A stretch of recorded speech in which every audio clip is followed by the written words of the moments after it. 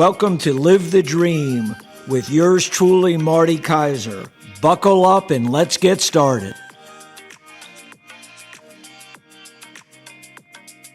Marty Kaiser here. This is our second podcast. Hope everyone had a great weekend. Before I get started, I did want to apologize in advance. This particular podcast is going to be a little shorter than normal. Reason being, I've got some personal situations I have to take care of out of state, and we're not quite sophisticated enough to record, for lack of a better term, remotely. And I want to make sure that we do this in a professional manner. So as I'm kind of squeezing this in, I did want to let you know that in advance. Normally we'll be a half hour in duration, but today it's going to be a little shorter. Consequently, I'm going to focus on one topic that I alluded to during my introduction podcast last week, and that is all the real estate legal changes that are going to take effect in the first part of August. As you may have heard or read or heard some of the things that I said, there was litigation on a national level in various states, and the Justice Department has been heavily involved in this against the National Association of Realtors and some of the very large real estate enterprises. Basically, what has happened, there was a proposed settlement that both sides agreed to pending the Department of Justice's approval. So when the changes are implemented in August, we'll probably still be waiting for the Justice Department's approval. However, the National Association of Realtors and their associates have decided to make these changes effective now. And hopefully the Justice Department will agree with the changes. The point of the litigation, and I'm not a lawyer, and I'll try to keep it as simple as I can, but it is somewhat confusing if you're not in the real estate business, was basically they felt there were antitrust violations and a failure to disseminate enough information to sellers to make an informed decision on how they wanted to hire their broker relative to commission and fees paid. Well, what does that gobbledygook mean? Well, basically, if you recall, if you've ever sold a property in the past, you paid your broker an agreed upon commission. Commissions were always negotiable, and obviously each office had their own fee structure. Let's say for argument's sake, your particular broker and agent had a fee of 5%. Well, with many companies that were charging 5%, they typically would divide that up equally, 2.5% on each side. Half of the 5% or 2.5% would go to the listing agent broker when they had successfully sold and closed your property. The other 2.5% would go to another agent broker if the buyer of your property had a different agent and broker than who was your listing agent. And that particular fee in the industry was called a co-broke fee.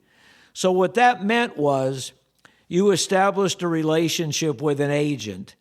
The agent got various information from you in terms of making sure you were properly pre-approved, what your purchase limit was from a mortgage broker standpoint, what your comfort level was and how much you wanted to spend, how high you wanted to keep your monthly payment, what characteristics of a home you wanted. For example, what type of upgrades, what size of garage, what type of floor plan, how old did you want the home to be, what did you want in your backyard, for example. Did you need to look at water? Did you want to look at woods? Did you need a fenced yard?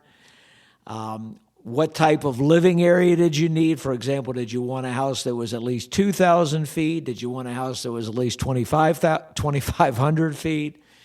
Did you want a 3-bedroom? Did you want a 4-bedroom? Did you want a 5-bedroom? So your agent, if they were doing properly by you and getting a good understanding of what your requirements were, received all this information from you and then went to work on locating the best properties suitable to your needs.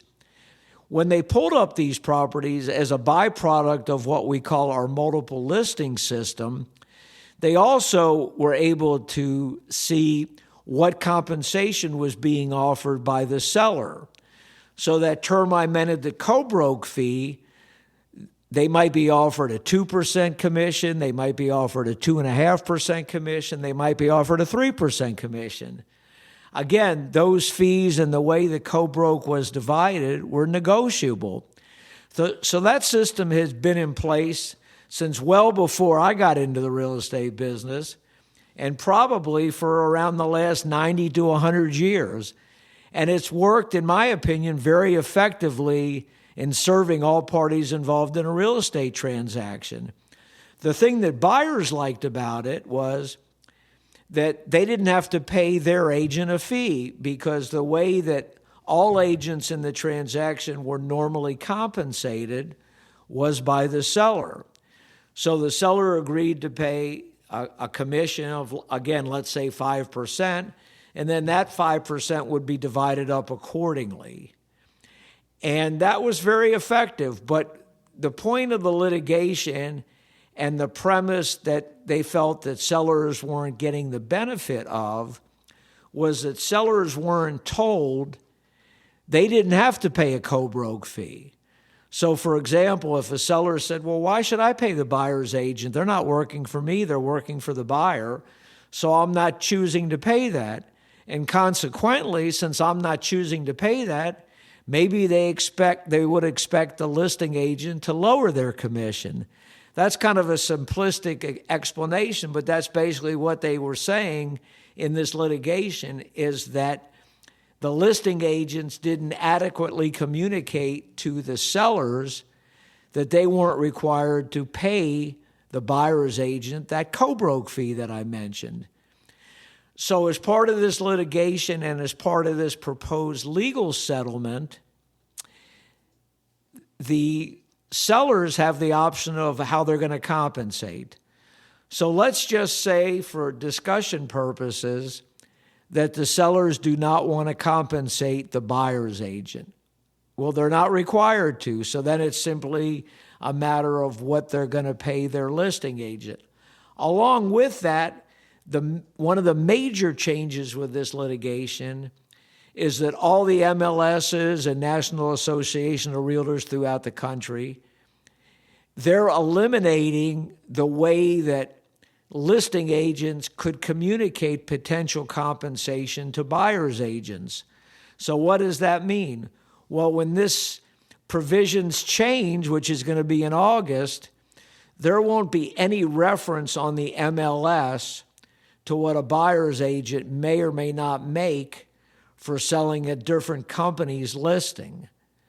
Well, obviously, the buyer's agents need to know that to know what compensation may or may not be available. So along with that change of not having that co-broke fee on the MLS any longer, all buyers, if they want to have a buyer's agent show them properties, will need to sign an agreement with that buyer's agent stating a few things. Number one, the criteria or parameters of what that buyer wants and needs and expects from his agent. For example, what price range they're looking in, what potential locations they're looking at, what areas, zip codes, neighborhoods they're looking at. A lot of different information that we've gotten verbally before. It'll need to be somewhat stated on this agreement, or what I call a contract. Probably the most important thing that is going to be of tremendous interest to all parties in the transaction is what, if any, compensation is that buyer going to pay the buyer's agent if the buyer's agent successfully shows them a property and they contract on it. Reason that is going to be a requirement is, A, it's part of the settlement, and for a practical reason, if the seller is not paying the buyer's agent when the buyer's agent brings in an offer, then it needs to be clearly stated who is paying the buyer's agent if there's compensation involved, and what would the buyer's agent need to make. Obviously, we're all professionals, and most buyer's agents, I don't believe, can work for free because they have families to support. So this is a dramatic change from the way real estate has been conducted previously. And there may be buyers that either can't afford to or don't want to pay the buyer's agent. So all those topics need to be discussed before a buyer's agent takes the buyer around to view properties. So these are important changes to the business, and they will be implemented in August. It's a lot more involved than I mentioned today. As I mentioned, I'm working on somewhat limited time today, so I'm going to cut it off here. When we regather next week to hear podcast number 3, I will go into the ramifications of this. I will go into more detail about this. I will give you my opinion, and it's only my opinion, of what I think are the benefits and negatives of this. And I think there are potentially a lot of both categories. Also, how you eliminate confusion with consumers. And lastly, I personally feel when this program is implemented, it's not going to do exactly as the Justice Department, et cetera, had hoped it would do, and it's going to have to be adjusted on the fly by the local real estate boards and stuff to not only still comply with the law, but also to minimize confusion and protect the interest of the consumers first and foremost, while still being a workable model for real estate brokers and agents in the industry. That's it for today. I'm signing off. Live the dream and have a great weekend.